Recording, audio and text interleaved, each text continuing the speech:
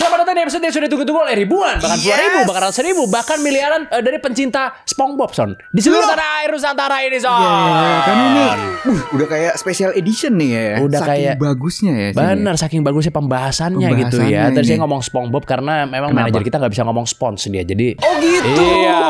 Kasian juga, kasian. Spong gitu. Nggak bisa Spons, nggak bisa dia. Jadi hari ini kita akan membahas tentang konspirasi SpongeBob ya kan di topik pertama kita karena konspirasi ini juga banyak sekali digemari oleh para penonton. Jadi kita mendengarkan kalian juga yang suka komen di bawah. Jadi jangan lupa komen sekarang request kalian apa untuk di topik selanjutnya gitu ya teman-teman ya. Dan kali ini jangan menyepelekan ya karena ini baru-baru kan konspirasinya ini. Baru-baru yang kali ini, Son. Mungkin gak pernah dengar kali orang-orang ini. Pasti sudah tidak masuk TV ini pastinya nih nanti. Gitu ya. Jangan lupa gitu ya. Gitu teman-teman. Oke kalau gitu mendingan langsung aja kita mulai ya. Selamat datang di episode terbaru dari Di Atas 12.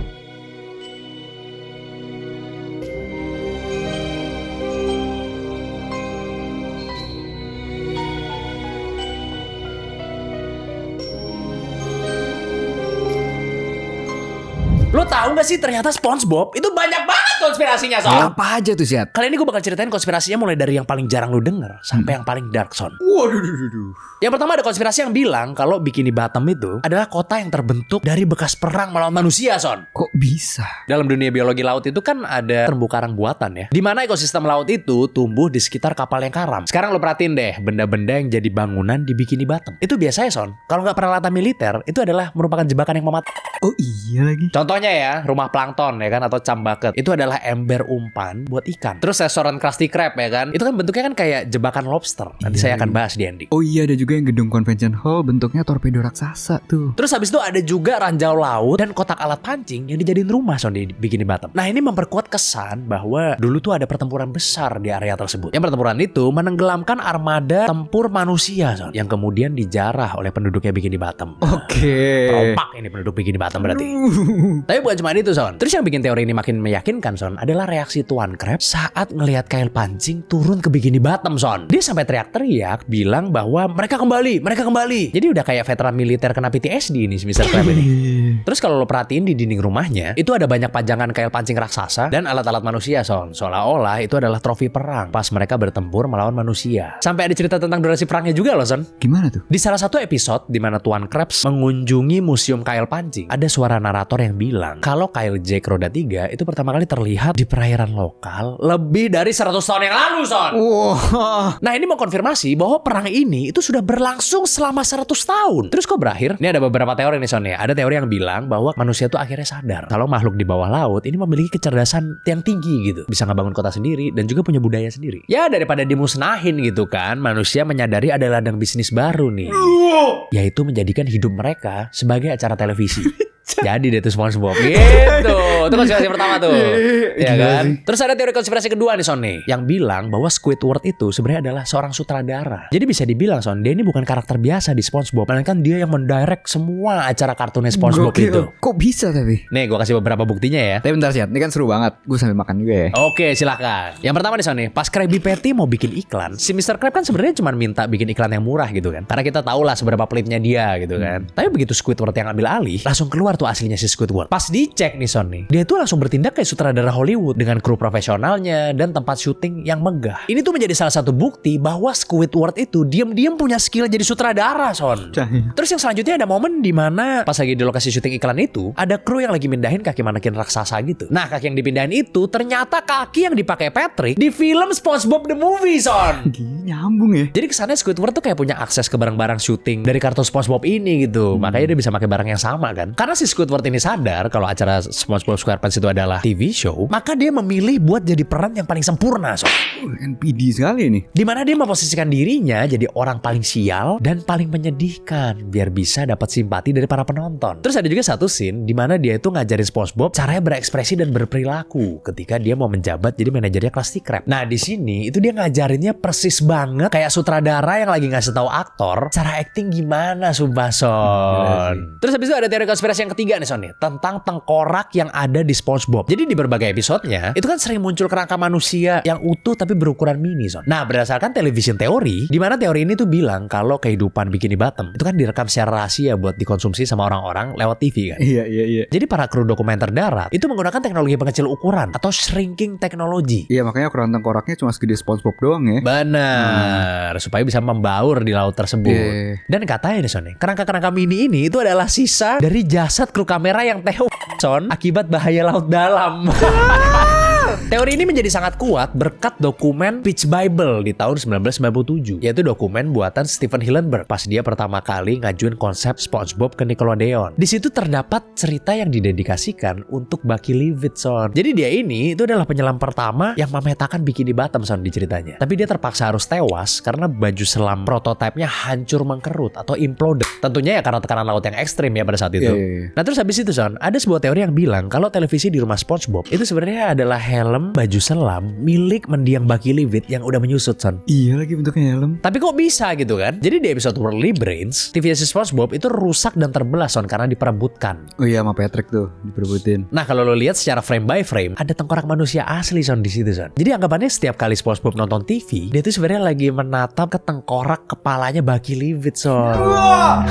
Terus ada juga konspirasi yang bilang kalau kakeknya Patrick ternyata adalah King Neptune Son. Pasti kalian kaget sih, kok bisa gitu kan bintang laut tapi kakeknya dewa laut. Jadi di series spin-off-nya SpongeBob SquarePants yang judulnya itu adalah Patrick Star Show, ada scene di mana dia tuh lagi nge-shoot spesial buat nyeritain seluruh anggota keluarganya Son. Episode ini sebenarnya agak janggal nih karena keluarganya itu beda Son sama keluarga yang pernah dipanggil di episode lainnya yang pada saat itu terdiri dari bintang laut semua keluarganya. Oh ada tuh, ya.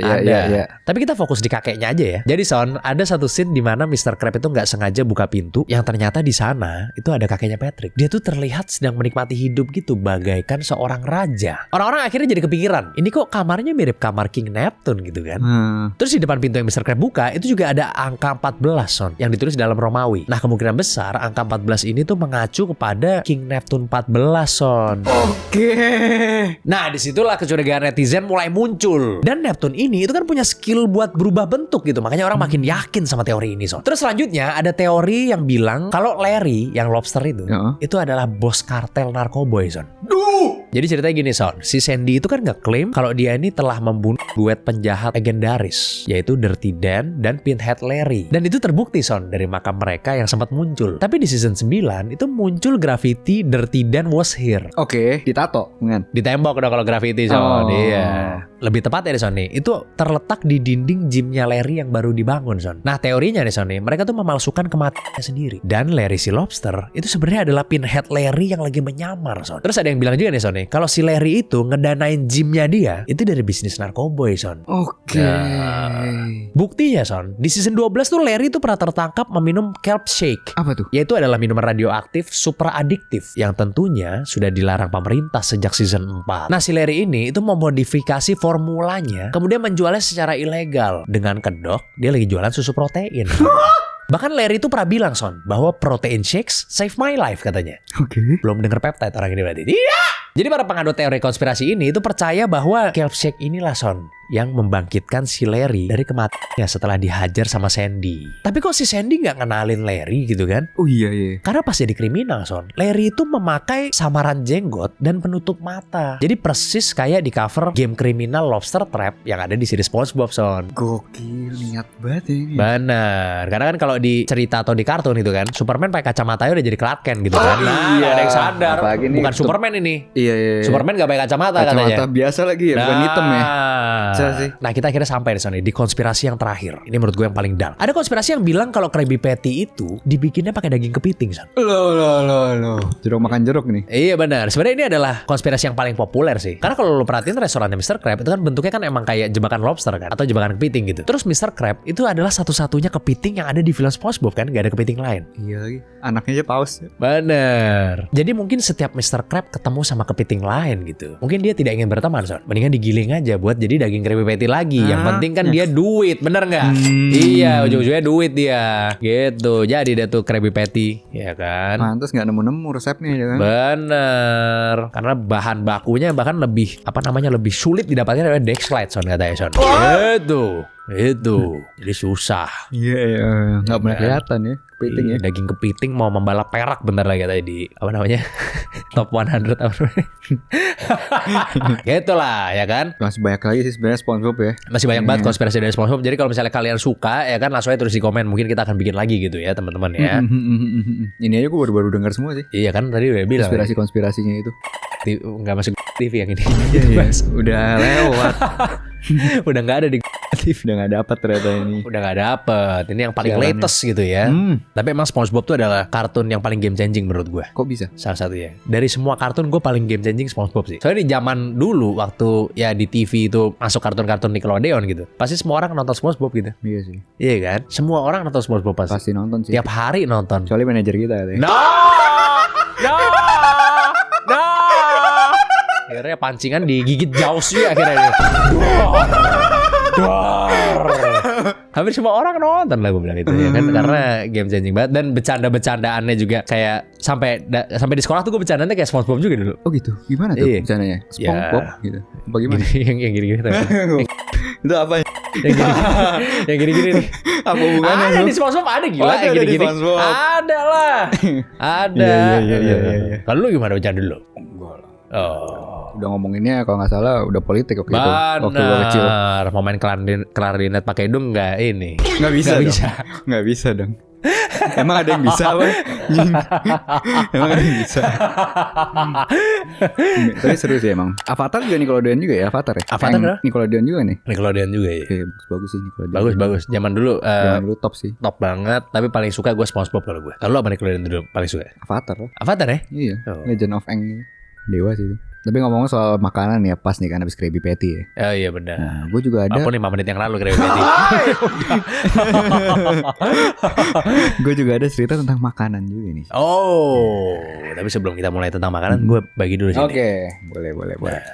Wah, enak sekali pasti Belum, ini. belum makan. Oh, belum. Belum dicoba. Oh iya, belum. Ya udah lanjut aja Oke. bercerita. Lo tahu nggak sih pizza itu dulu makanan orang miskin, Zat? Loh, kok bisa gitu, Jan? Nah, sebelum ada pizza, sebenarnya roti pipih itu kan udah ada dari zaman kuno ya. Kayak bangsa Mesir, Yunani, Romawi. Udah biasa gitu mengkonsumsi roti pipih yang dipanggang di batu panas. Jadi awalnya, pizza itu pertama kali ditemukan di kota Napoli, Italia, Zat, yang merupakan kota pesisir yang padat dengan penduduk kelas bawah yang miskin, atau di sana sebutnya Lazzaroni. Nah, salah satu momen paling krusial di sini adalah masuknya tomat ke Eropa dari Amerika itu di abad ke-16. Soalnya masakan Itali itu banyak pakai tomat kan? Benar, karena kan yang bedain roti pipih tadi sama pizza kan ya di tomatnya kan. Benar. Tapi Zat, orang Eropa itu nganggep tomat tuh beracun. Bahkan cuma digunakan sebagai tanaman hias gitu. Tapi karena terdesak rasa lapar, warga miskin di Napoli ini mulai nyoba gitu numbuk tomat dan diolesin di atas adonan roti mereka. Ternyata eksperimen ini sukses besar Zat. Banyak yang suka ternyata. Nah, rasanya cocok, murah, dan langsung menjadi standar makanan di Napoli. Tapi emang enak banget sih. Floni ya kan? maksudnya? Iyalah.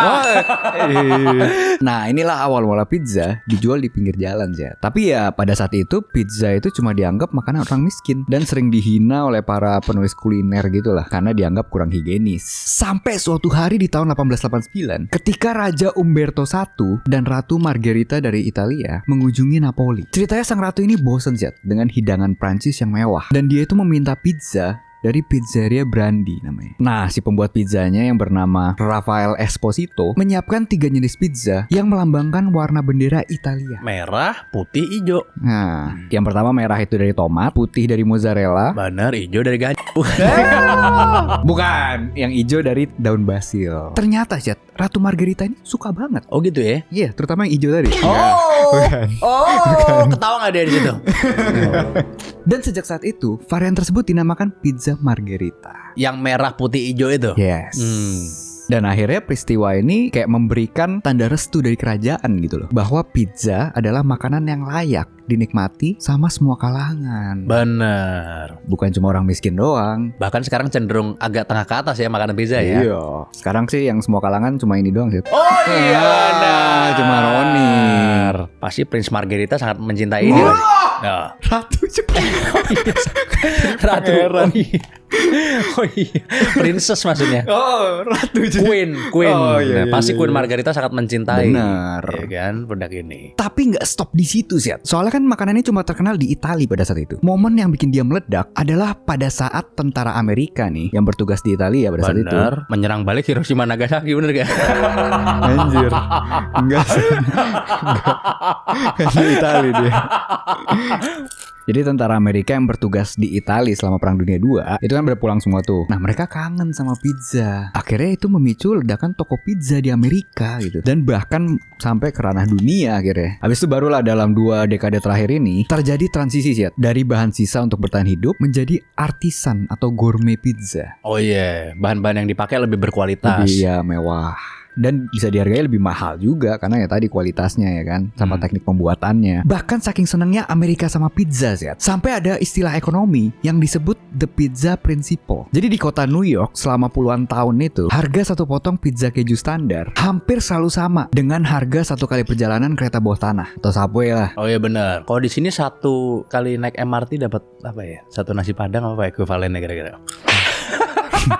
15.000 kan kalau dari ujung ke ujung kan? 12 deh kayaknya maksimal. 15 ya. 15 kan? Ingat gue 15.000. Satu Seharga- nasi padang berarti Seharga ekuivalen. satu porsi MBG lah. Nah, Enggak kan, tinggal 10.000. Jadi kalau harga salah satunya itu naik, biasanya yang lain akan segera menyusul sih ya. oh Gitu. iya. Jadi indikator ya. Indikator, Harga tiket Pak. subway ya. Tapi gila juga ya sampai segitunya ternyata gitu. Ya emang pizza tuh makanan kesukaan banyak orang sih. Iya Son, makanya dari tadi kita nyemilin snack Roni Macaroni rasa pizza ini Son. Nah. By the way, Roni ini tuh adalah snack makaroni yang renyahnya pasti Son. Jadi tiap lu gigit, lu bakal terus rasain sensasi renyah yang bikin nagih Son. Oke. Terus bukan cuma Roni Macaroni rasa pizza. Sebenarnya gue juga suka rasa baru mereka nih. Rasa apaan tuh Siat? Nih Son, yang rasa chili oil. Oke. Sebenarnya kebetulan banget Son, mereka tuh emang baru ngeluarin 2 rasa ini. Makanya pas gue liat di warung, langsung gue borong Son. Soalnya susah banget Son jujur buat nyari Roni Macaroni yang rasa pizza sama chili oil ini. Soalnya abis mulu Son, kayak barang goib ini Son. Mana sih? Tuh, Ya tapi emang roni makaroni rasa pizza ini enak banget sih Zed. Soalnya sensasi pizzanya asli. Beneran kayak makan pizza ala Itali Zed. wah. Dan ini mulai dari 2000-an aja Zed. Dan roni makaroni varian chili oil, pedasnya tuh gurih, otentik, dan chili oilnya asli Zed. Jadi bikin berasa pulang ke Chongqing deh. Udah deh Son, gak usah banyak cincong. Kan Roni ada kepanjangannya. Apa tuh Zed? R Rishad paling suka makan Roni Macaroni. O Only Roni yang ada di hati. N Nanti gue pikirin dulu ya. I. Insya Allah episode selanjutnya masuk lagi. Soalnya Roni renyahnya pasti Zed. Yes. By the way mereka ini gak cuma punya 2 rasa loh Son. Mereka punya 4 varian rasa Son. Gila. Ada juga rasa roasted corn dan extra spicy buat yang suka pedes. Jadi buruan deh beli di Indomaret, Alfamidi, atau warung terdekat. Kapan lagi beli pizza sama chili oil? Cuma 2.000-an kan Son? Benar. Tapi kalau gue emang lebih suka yang pedes Son. Makanya gue Oh, gitu. lebih pilih yang chili oil ini. Oh, Iya. sukanya Kan yang memang- ada ini ya, Tiongkok-Tiongkok Ya, gitu Tiongkok ya. saya paling suka emang. Bener. Oke. Bener pedes tapi masih friendly pedesnya. Pedes tapi nggak friendly emang apa aja? Tapi gila juga ya emang ternyata pizza itu dulu adalah makanan orang miskin gitu ya. Bisa dibikin mewah loh. Tapi banyak aja sekarang makanan yang kayak Pizza mewah. bukan. Kayak sebenarnya dulu biasa aja, sekarang jadi mahal gitu loh. Banyak kan sebenarnya ya? Contohnya apa tuh? Oh. Ya pizza, iya jadi makanan orang yang menengah ke atas ya kalau sekarang ya. Iya. Di Indonesia apalagi Ada gitu. tuh, Tapi itu ada kan bisa jadi apa ya? karena 17.600 sama $1 ya. Itu semua juga mahal jadinya ya. Salah, maksud saya berarti semua barang jadi mahal sekarang. Oh. Berarti. Bukan ini doang. Pizza Amerika kan beda sama pizza Itali. Oh gitu. Iya beda dong. Amerika tuh punya pizzanya sendiri. Jenisnya iya, berbeda. Kayak rotinya lebih tebel ya? Rotinya lebih tebal gitu. Hmm. Terus kayaknya kalau nggak salah yang cheese-nya banyak, stuffed crust bla bla bla itu dari Amerika, bukan Itali tuh. Itali malah nggak boleh diapain ya malah ya? Tipis. Mm-mm. Iya, thin crust. Iya, terus kayak nggak boleh dianeh-anehin gitu biasanya kayak dari ritualnya gitu kan. Bener. Nggak boleh kasih sambel, Mm-mm. nggak boleh kasih apa. Enggak, bubuk cabe gitu-gitu kadang orang udah kayak Kasih makan chili sushi. flakes. Nggak, chili flakes tuh bukan yang Chili bubuk flakes cabe itu. iya. Tahu chili flakes. Cuma sih orang kadang makan pizza di Italia kayak gitu, restoran Italia Iya. gitu. Kalau lu lebih suka yang mana San? Yang Amerika apa yang Italia? Ya Itali sih aslinya sih. Italia aslinya Itali. ya, bener. Soalnya kayak apa ya? Nggak terlalu berat gitu. Iya bener. Terus biasanya emang kalau kita misalnya bawa cewek gitu yang Oh, ke Amerika sama yang Italia lebih ini, lebih oh iya, apa punya kelas nih. oh iya. Nah, Iya sih, soalnya kan kalau Amerika kan lu baunya ke AW atau mana ya? Kalau udah pacaran berapa tahun baunya ke situ aja gitu. Oh, iya, pakai iya, tali iya. mulu. Aduh. Iya, Bangkrut bener, nanti. bener, bener, bener. Iya. Soalnya emang makanan paling pas sih buat ngedate kan sharing ya. Iya, Ya sharing. kan makanannya. Bisa nggak sengaja kayak gitu kan. Iya. Pas ngambil pizza, Terus kan lu kayak nggak mungkin pesannya banyak gitu kan. Paling satu udah kenyang semua sih. cuman kan kadang-kadang kan ada yang kayak aku mau ini sama ini ya Son. Maksudnya varian chili oil, varian itu maksudnya. Kalau itu gak apa-apa, roasted corn. soalnya cuma 2.000-an. Nah yang selanjutnya nih Son, gue ada sebuah observasi atau penelitian gitu ya mengenai skill yang hilang Son. Jadi yang orang zaman dulu ada skillnya, orang zaman sekarang udah pasti nggak bisa. Oh, apa tuh? Buka salak. Itu kayaknya cuma Nia Ramadhani doang yang nggak bisa. Dengerin ya. Oke. Lu tahu nggak sih skill yang orang zaman dulu punya, tapi orang zaman sekarang nggak punya Son? Apa tuh Zed? Yang pertama ada skill menghafal nomor telepon Son. Jadi sebelum ada HP yang bisa nyimpen nomor, orang itu harus ngapalin nomor kontaknya satu-satu Son. Atau minimal nyatet di buku lah gitu. Jadi zaman dulu orang tuh bener-bener hafal gitu nomor temennya gitu misalkan. Iya lagi. Gak kayak sekarang Son, dimana nomor pacar sendiri aja nggak hafal. Kadang kalau misalnya kita lupa sama nomor orang gitu, kita bisa juga nyari di buku tebel yang namanya Yellow Pages. Iya. Nah di situ ada nomor-nomor orang gitu Son. Jadi gampang banget tuh dulu kalau mau ngeprank call orang, karena nomornya suka ada di buku itu gitu. Oh iya, gue juga pernah lihat di sebuah VT di mana presiden keempat kita yaitu Gus Dur itu sebelum dia stroke Son, dia bisa menghafal sampai 2.000 kontak telepon Son. Ih gila. Berdasarkan kesaksian dari tokoh senior NU yang bernama Cak Anam. Tapi di bukunya Gus Dur yang berjudul Gus Sketsa Seorang Guru Bangsa, dia mengaku hanya ingat 1.000 nomor aja Son. Tetap aja sih. Tetap aja banyak. Kalau zaman sekarang kan kita paling cuma ingat berapa nomor telepon sih, paling 1, 2, 3 gitu kan, orang tua misalnya gitu kan. Kalau yang lu ketemu kemarin tuh ingat nggak nomornya? Terus ada juga skill untuk membaca cuaca dan tanda-tanda alam Son. Dimana di zaman dulu para petani atau nelayan atau bahkan orang awam itu bisa memprediksi kapan hujan bakal turun Son, atau arah badai atau perubahan musim. Cuman dengan ngeliat bentuk awannya gimana, terus ngerasain kelembapan udaranya gimana, dan mengamati perilaku hewan. Contohnya kayak semut yang berpindah tempat, atau burung yang terbang rendah, atau dengan cara mencium aroma tanah, atau petrichor. Keren banget kan? Tapi zaman sekarang kan skill itu pasti jarang banget yang punya, bener gak? Sekarang kemampuan mendeteksi alam ini itu udah digantikan sama perkiraan cuaca yang ada di HP kita kan. Bahkan anehnya nih, masih banyak yang gak percaya Son, kalau perkiraan cuaca yang ada di HP itu bisa memprediksi cuaca. Bener gak, masih banyak yang gak percaya kan? Masih sih. Jadi kesannya udah gak bisa memprediksi lewat alam, nggak percaya aplikasi juga lagi. Jadi lebih ke pasrah orang sekarang kayaknya gitu ya. Yang terakhir ada skill membaca peta Son. Zaman dulu sebelum ada yang namanya GPS, setiap orang mau pergi jauh itu pasti bawa peta Son. Apalagi kalau lagi keluar kota, bener gak? Bener. Jadi sebelum perjalanan biasanya mereka tuh suka ngelihat peta dulu, terus nginget-nginget deh tuh mau lewat jalan mana aja, sama ngapalin patokan-patokannya gitu Son. Lah kalau orangnya pelupa gimana ya? Ya mereka biasanya lihat petanya lagi, mana petanya gede banget lagi Son. Terus biasanya dilipat-lipat gitu kan petanya, sambil dibawa di tas gitu atau ditaruh di kantong celana gitu kan. Atau ya kalau mentok banget biasanya mereka nanya orang di jalan. Makanya orang zaman dulu tuh bener-bener hafal jalan kan Son. Gak kayak kita gitu yang jalanan di kota sendiri aja gak hafal-hafal ya.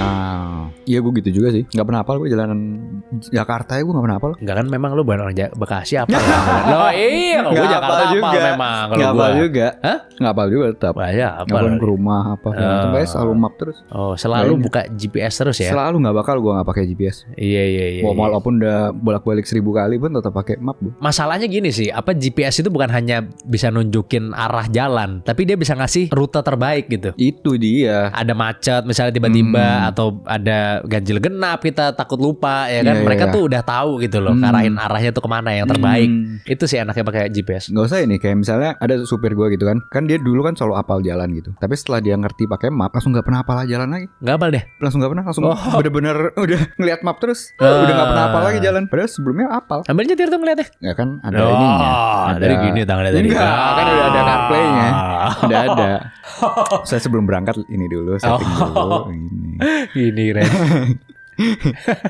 Bahaya itu nggak boleh. Iya emang sih apa kayak banyak banget ya skill-skill yang zaman dulu itu ada tapi sekarang nggak ada gitu. Dulu ente pasti apal juga kan nomor telepon temen gitu. Oh enggak, kalau gua kan udah ada kontak waktu dulu pasti. Iya, begitu gua pegang HP, bukan udah ada kontak lagi, bisa main Game Boy di HP gua. Dulu. Iya. Kalau ente tadi Pertama kali megang inget kan, HP. Kalau ente inget kan? Enggak, gue pernah diajarin sama orang tua gue gitu katanya. Jadi kan? dulu kayak gini loh nak gitu. Kamu sekarang enak diceritain, nih. didongengin. Iya, didongengin. Iya, Kamu benar. sekarang enak nih, udah ada iPhone udah keluar gitu. Oh iya. Tapi sebenarnya dulu kayak tinggal kontak yang apa? 181 108. 108 ya kan. 108 terus nanya kan kayak Nanya. nomor teleponnya ini berapa? Alamatnya segini. Berapa nomor teleponnya? Iya, dulu kayak gitu tuh. Gampang banget ngedoxing orang berarti dulu ya. Iya, langsung dikasih tahu, gila, nggak ada Iya. concernnya sama sekali loh. Langsung dikasih tahu nomor teleponnya. Ya di Yellow Pages aja kan kayak ketulis nomor teleponnya kan. Di Yellow Pages ketulis. Gua nggak inget sih. Ada nama-nama orang gitu. Iya. Iya, misalnya Anderson. Gua kira nama misalnya Nama perusahaan panjang ya? atau apa. Enggak, ya? nama orang. Pribadi ya. Pribadi. Orang gue dulu pernah nyari nomor telepon temen gue dari situ pernah gue. Oh, gitu. Iya. Pas udah SMP gitu ya. Waktu itu ya. Enggak, pas sudah kuliah gue. Iya, itu. Tua banget. Tua banget. Enggak, maksudnya pas sudah kuliah gue kayak ada yang namanya Yellow Pages ya, coba gue cari nomor teman gue gitu. Iya. Ini artefak nih Artefak gitu ya. iya, udah kuning warna bukunya kan. Iya. Nggak tahu sih, tapi setahu gue dia nggak ada pribadi sih, cuma kayak PT-PT doang lah atau bisnis-bisnis apa. Tapi ntar kita tongolin di sini ya. Nah, ya kan, karena kita berdua memang Gen Z Udah, gak begitu tahu iya, dengan kita kan Yellow cuma Pages. denger doang. Benar, Kan? kita gak begitu tahu. Kita aja tahu dari manajer kan, jujur ya sebenarnya. Benar. Yellow Pages ya benar. Jadi Benar. sorry kalau misalnya ada kesalahan gitu ya. Kita tongolin tapi jawabannya di sini Yes. gitu. Nah, cerita selanjutnya nih, Yat. Ini menurut gue yang paling mencengangkan ini. Wah. Menurut gue. Nah, Sebuah apakah itu? mitos, ya kan, atau konspirasi lah, bisa dibilang konspirasi lah. Gue ceritain ya. Oke, coba. Lo tahu nggak sih kalau presiden kita nginjekin kaki di Kediri bisa lengser sih?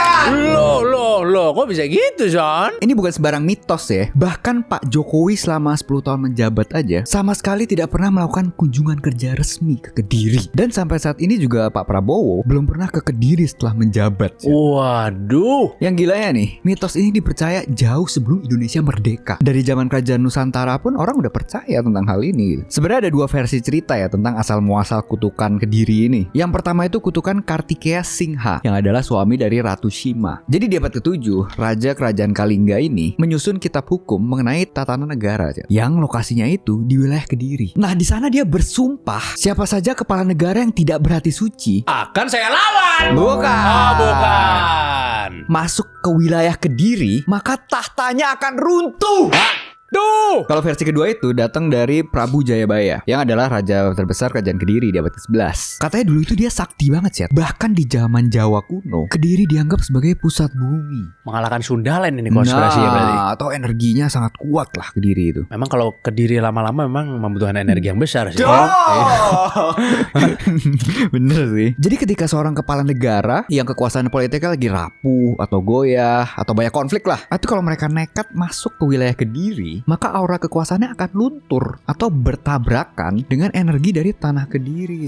Akibatnya dia bakalan lengser. Sekarang kita ambil contoh ya dari presiden-presiden kita nih. Ini gue kasih tahu sekali lagi nih, kalau kutukan Kediri itu maksudnya bakal lengser sebelum masa tugasnya berakhir gitu ya. Yang pertama Bung Karno. Di awal tahun 60-an, Bung Karno ini masuk ke wilayah Kediri termasuk melintasi Sungai Brantas yang menjadi batas gaib dari sumpahnya si Kartikeya Singha itu. Akhirnya alam Kediri bereaksi dengan meletusnya Gunung Kelut, dan gak lama kemudian ya tahta presidennya selesai gitu kan, hilang. Yang akhirnya beralih ke Presiden Soeharto kan. Benar. Dan lo tahu, selama 32 tahun menjabat, Presiden Soeharto sama sekali nggak pernah nginjakin kaki ke Kediri aja. Waduh, sumpah nih. Sumpah deh. Gila. Secara resmi nih ya, kunjungan resmi nggak ada. Yang selanjutnya ada Gus Dur dan Habibie. Mereka tercatat pernah melakukan kunjungan resmi ke Kediri, atau minimal melintasi lah wilayah Kediri itu. Dan seperti yang kita tahu, jabatannya hanya sebentar doang. Yeah. Mereka berdua. Sekarang masuk ke Bu Megawati nih ya. Dia kan sebagai putri dari Bung Karno. Kan jelas dia pasti rutin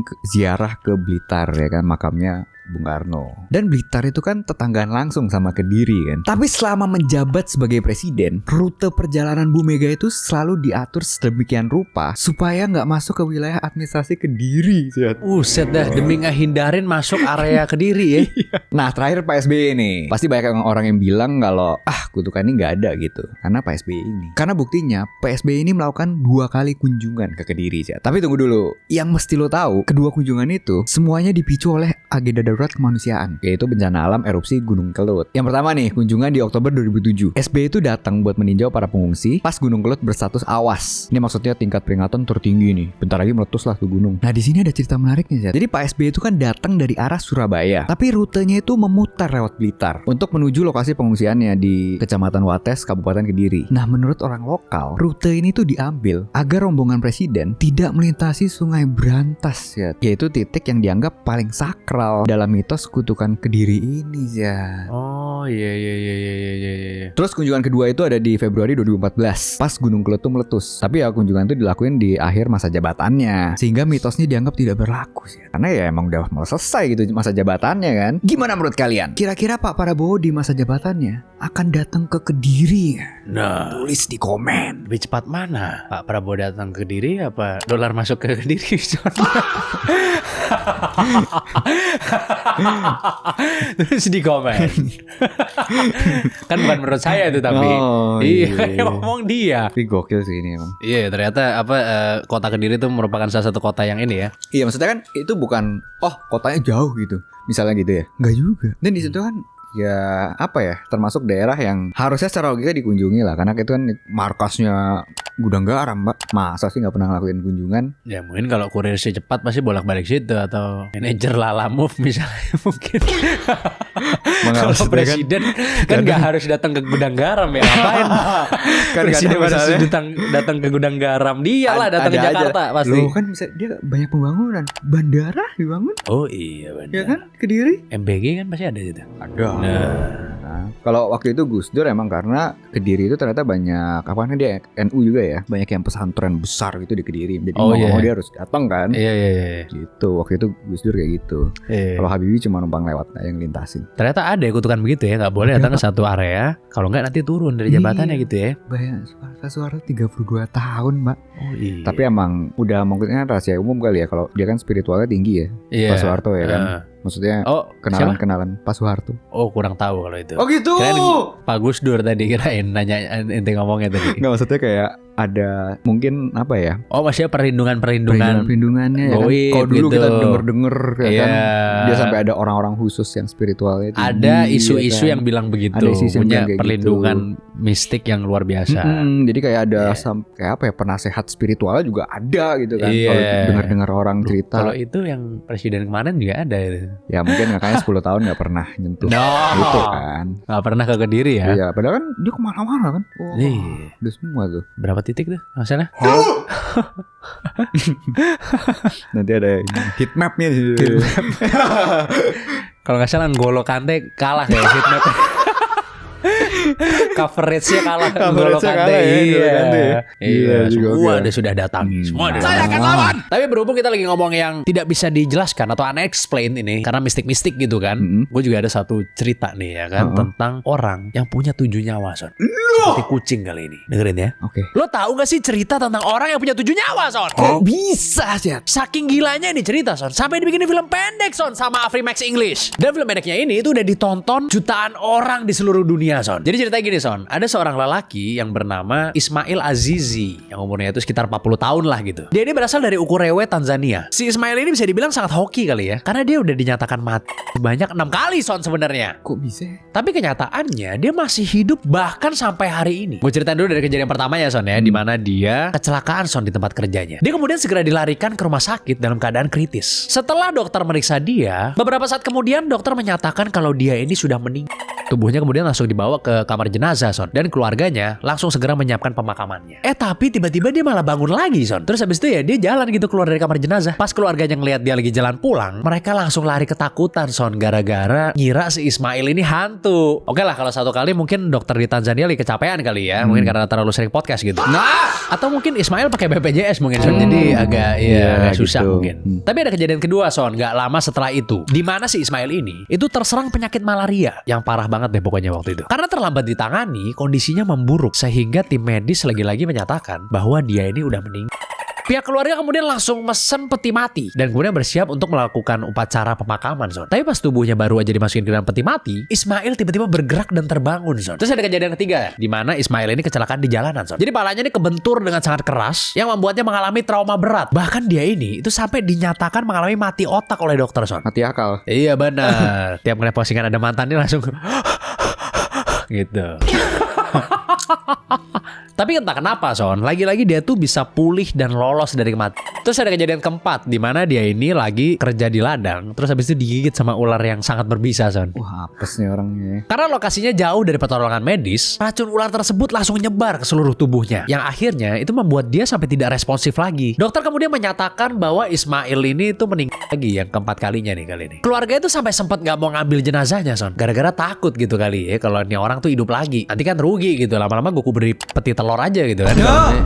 Biar gak rugi gitu. Hal ini membuat Ismail tuh sempat terbaring di kamar mayat selama 3 hari berturut-turut sebelum akhirnya dia hidup kembali Son. Terus kejadian kelima nih, ini agak kocak nih. Jadi suatu hari Son, si Ismail ini kepleset masuk ke dalam lubang septic tank Son. Ketika warga berhasil menyelamatkannya, dia ini udah dalam kondisi gak napes, sehingga orang-orang mengasumsikan kalau dia ini udah tewas. Tapi ternyata gak lama setelah tubuhnya dikeluarin, dia kembali sadar dan bernapas seperti biasa Son. Wedian. Hal ini tentunya bikin warga sekitar tuh makin ketakutan gitu ya. Hingga akhirnya kita sampai di kejadian terakhir nih, di mana cerita bahwa Ismail gak bisa mati ini itu udah menyebar Son ke semua warga desa. Mereka tentunya ketakutan dan menganggap bahwa Ismail ini adalah seorang penyihir yang berbahaya Son. Wah. Karena dia gak bisa mati tuh kan. Akhirnya di suatu hari sekelompok warga mengepung rumah Ismail dan membakar rumah tersebut dengan keadaan Ismail lagi ada di dalam ya Son. Wah, hadis yuk. Ismail kemudian pingsan karena kehabisan oksigen dan tentunya ya dia terkena luka bakar gitu. Ia lalu dibawa ke kamar mayat di dalam rumah sakit sebagai jenazah gitu. Tapi Son, dia ternyata bangun lagi pas di kamar mayat dan akhirnya dia selamat sampai hari ini. Bahkan sampai sekarang nih Son, kalau lu lihat si Ismail ini, lu masih bisa lihat bekas luka bakar ya Son di badannya. Oke. Yang pas dibakar warga itu gara-gara dikira penyihir. Gila. Dia pun akhirnya dikucilkan Son karena dianggap gak normal dan dituduh sebagai penyihir. Sehingga sekarang ya dia terpaksa hidup sendirian gitu di sebuah rumah yang terisolasi gitu Son. Karena setiap warga desa ada yang lihat dia, mereka langsung lari karena ketakutan. Kasian banget kan? Kalau menurut lu itu keberuntungan apa apes itu menurut lu? Wah, Apes sama beruntung? udah kayak 6 kali hampir loh, tapi udah hidup kayak lagi. fiksi. Hah? Udah kayak fiksi. Iya kan? Itu lebih ke apa sama beruntung kalau menurut lu kayak gitu? Dikira mati. Ternyata tidak. 6 kali loh. Masih dikasih kesempatan hidup. Beruntung sih kalau itu sih. Beruntung ya? Tetap beruntung sih. Kalau Tapi kenapa sampai 6 kali dia ketiban malapetaka gitu? Iya Biasanya sih. orang mungkin seumur hidup kayak sekali serba doang gitu. salah sih. Ada kayaknya waktu itu kita cerita orang apes kan. Iya, Tapi iya. akhirnya sih dia beruntung kayak menang Lotre ya? menang lotre ya kan. Kalau ini dikucilin Gila endingnya. banget sih. Dibakar loh sama warga, gila banget ya. Cah, Gara-gara dia cah. dikira penyihir. Iya iya iya iya. Ngeri sih emang di Tanzania sih soalnya ya. Tanzania sih. Iya, masih agak terbelakang sedikit lah Iya, gitu iya, kan. iya. Jadi percaya sama yang seperti itu. Kalau di sini pasti udah wah. Wah, Jakarta enggak bukan. Nah, Hah? bukan penyihir dia. Iya. Nah, gitu maksudnya. Kasih penghargaan gitu. Iya, tapi ada catatan di kota besar ya, kota besar ya. Sekali lagi ya. Kalau yang lain saya nggak tahu, Nggak tahu. bukannya jawab, oh pasti ini enggak, saya nggak tahu. Nggak tahu nasibnya gimana gitu. Benar, ya. saya nggak tahu gitu. Karena kita memang tinggal di Jakarta gitu kan. Iya iya iya iya. Kasihan banget dah orang ini. Jadi hidupnya sendiri gitu. Ada bekas luka bakarnya gitu, terus dikucilkan gara-gara dikira dia penyihir. Kasian ya ada orang begitu ya. Iya, apes banget sih kalau menurut gue. Gak tahu nih apes sama beruntung gitu. Nggak punya keluarga lagi ya kayaknya. Ya dikucilkan sama keluarganya kan dia pas meninggal awal kan yang ngambil kan keluarganya. Iya iya iya. Udah dimasukin peti apa segala macam ngasih gerak.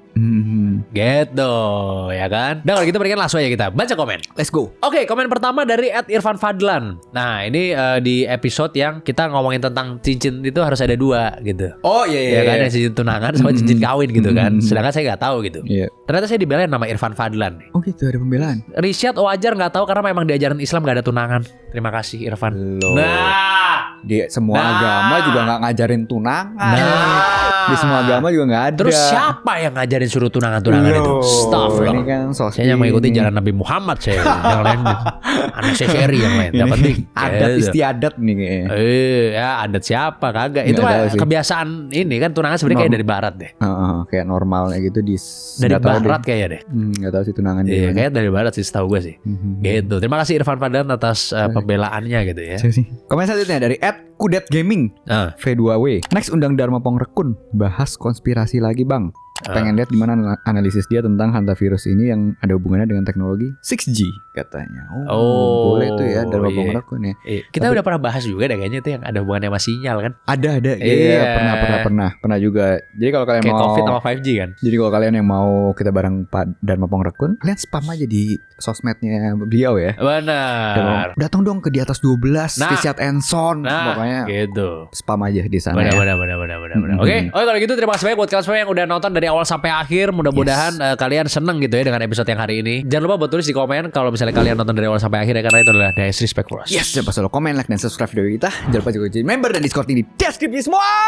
Oh ya, sebelum itu kita mau terima kasih banyak juga buat Roni ya. Thank you so much sudah masuk ke episode ini ya kan akhirnya. Thank you banget. Ya kan, thank you so much. Sampai jumpa di episode selanjutnya dari Di Atas 12.